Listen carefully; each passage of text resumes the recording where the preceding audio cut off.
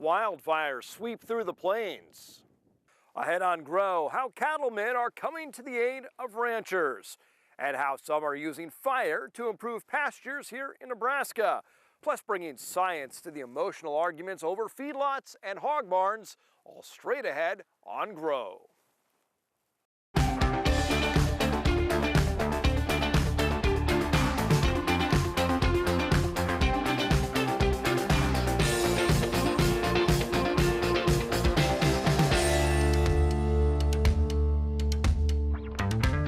We start tonight with the fires ravaging the plains and the cattlemen stepping up to help. It's estimated wildfires in recent days have consumed more than 1 million acres across 4 states. Relief efforts are set up in Colorado, Kansas, Oklahoma, and Texas. One of our sister stations captured this video of wildfires raging in Texas, where 5 lives have been lost, some while protecting cattle. Certainly, our hearts go out to those affected by these devastating fires. Here in Nebraska, we've had some wildfires as well, but also some prescribed burns actually helpful for rangeland. NTV's Ife Sinachi Ibo Simba has more. I'm at the Schulte Farm in Hazard, and today we're burning nearly 200 acres of the family's pasture. And while it may seem counterintuitive, the family says burning their property is actually an investment in their business. We're all really wanting to produce more food. That's one way to do it. With one strike, 160 acres of summer grazing pasture turned to ashes. This is the grass we don't want here. Landowner Robert Schulte wants to kill off weeds and cedar trees to make room for native plants, which are more nutritious for grazing cattle. You're going to get more grass for the cows, so if you have more grass for the cows, you'll have more weight on the calves when you wean them in the fall. He says cedar trees soak up so much moisture and nutrients from the soil, it's best to get rid of them so those resources go to the pasture and ultimately the cattle. Today we're doing a training prescribed burn for landowners. Leading these troops, the Central Platte Natural Resources District. We help with training burns like this one to help get people some experience so they know how to do things the right way. David Carr is a range manager specialist for CPNRD and says prescribed burning is a vital tool for ranchers. We're working towards having a landowner prescribed burn association where landowners help each other do the burns and are experienced and know what they're doing. To find out how you can be part of the next workshop, head to our website, nebraska.tv. In Hazard, Ife Sinachi Ibo Simba for NTV News. Much of Nebraska remains in drought, but some good news as we see groundwater levels improving since that drought of 2012. A new report out finds groundwater levels in the Platte River Valley have improved greatly. The Panhandle and eastern Nebraska have improved as well, but there are other areas where groundwater levels remain 10 to 15 feet below normal. We'll get a look at current drought conditions later in the show. Farmers who were denied irrigation water take their case to the state Supreme Court. Parents and grandparents who owned the land before them and are deceased are flipping over in their graves and maybe clawing to get out to protest this ruling.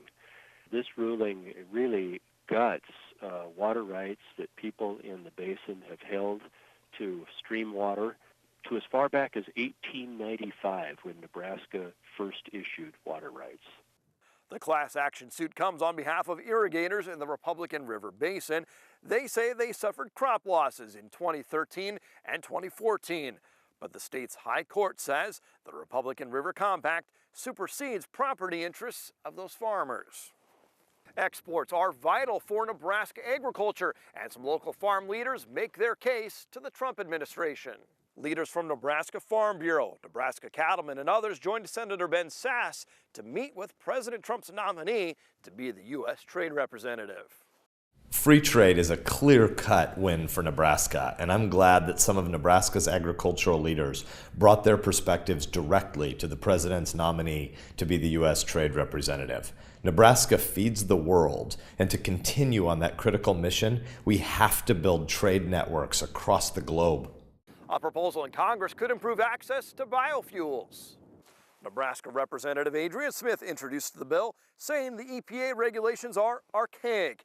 His legislation would expand E15 fuel and waiver regulations to the Reed vapor pressure. Congressman Smith introduced the legislation along with a Democratic representative from Iowa.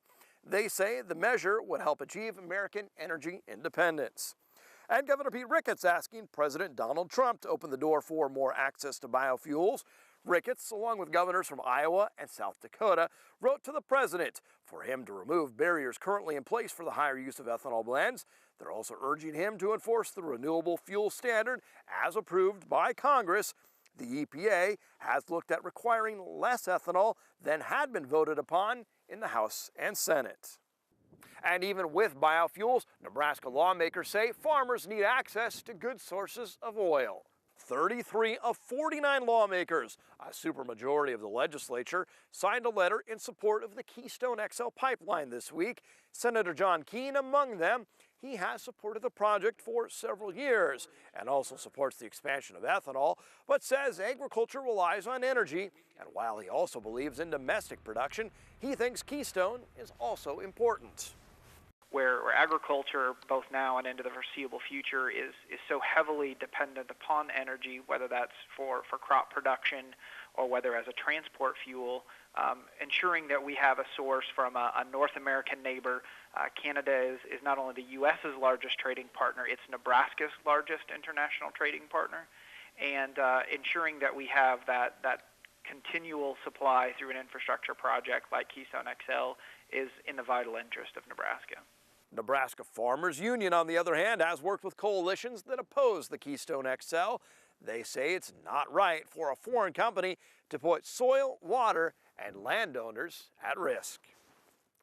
Fighting for the right to repair. Nebraska lawmakers consider a measure that would allow you to fix everything from your smartphone to your tractor. Senator Lydia Brosh introduced the right to repair measure. Lawmakers took testimony on Thursday. Many farmers support the idea. Senator Brosh told NTV people should be able to diagnose or repair equipment on their own or take it to a third-party provider. Tech companies oppose the measure. How many times have we heard, "Not in my backyard," when a producer wants to expand a livestock operation? Now counties are looking at a new tool based in science to help ease some of those tensions. Here's more. Environmental concerns, I have health concerns.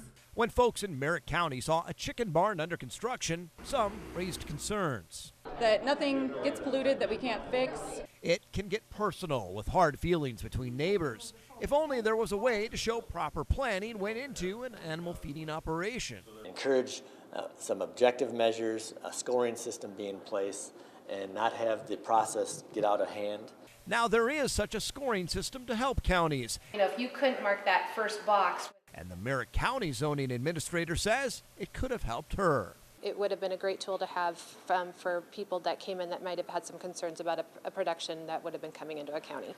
It's called a matrix. Think of it as a scorecard. Producers get points if they have all their environmental permits. More points for odor and manure control. If they fail to make the grade, the project doesn't happen.